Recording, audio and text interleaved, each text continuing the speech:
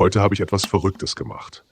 Ich, der sonst eher einfache Gerichte zubereitet, habe Schweinerippchen mit gehackten Tomaten und Backpflaumen im Katzan gekocht. Als ich die Zutaten zusammengestellt habe, war ich selbst gespannt, wie das Ganze am Ende schmecken würde.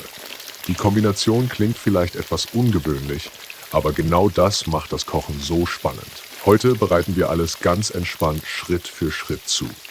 Die saftigen Schweinerippchen, die aromatischen Tomaten und die süßen Backpflaumen kommen gemeinsam in den Katzan und dürfen dort langsam ihr volles Aroma entfalten. Während alles vor sich hin schmort, entstehen wunderbare Düfte, die einem das Warten nicht gerade leichter machen. Macht es euch gemütlich, nehmt euch eine kleine Auszeit und begleitet mich bei diesem Rezept. Schauen wir, was am Ende dabei herauskommt. Also, legen wir los.